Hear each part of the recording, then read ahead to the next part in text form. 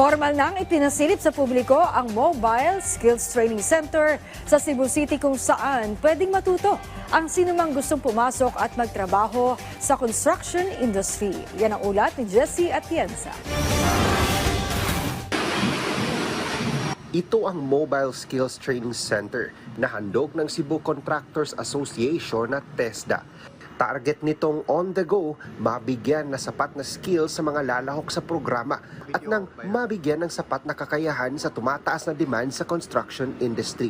Ipapadala ang Mobile Training Center sa malalayong bayan sa lalawigan ng Cebu para sa mga nais matuto ng masonry, carpentry, welding at iba pang skills. Bagay na nais ding masubukan ng LGU ng Cebu City. Gusto na ako mutabang aning mobile training center. Okay? Because this is what we need. Sa atong gisulti kanina, gamay ang makuha nga empleyado gikan sa mga barangay asa gi-construct ang ilang building.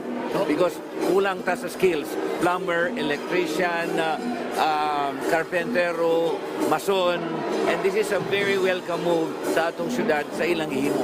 Kasabay nito ang formal na pagbubukas ng PhilConstruct Visayas 2025 kung saan nagtipon-tipon ng iba't ibang construction suppliers sa bansa at mga eksperto sa construction industry. We now have close to about 200 exhibitors, about 2,000 brands, and we cover approximately 5,000 square meters, which used to be 2,000 when we started 15 years ago. It's really big. And isang forum din ang isinagawa para sa mga MSME para matulungan sila sa mga makabagong inobasyon at direksyon kasama ang mga malalaking kumpanya sa bansa.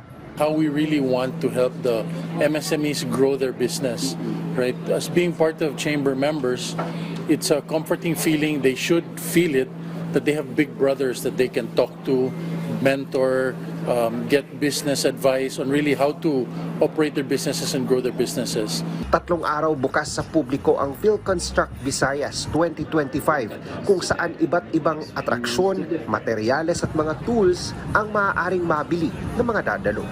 Mula sa PTV Cebu, Jessie Atienza para sa Pambansang TV sa Bagong Pilipinas.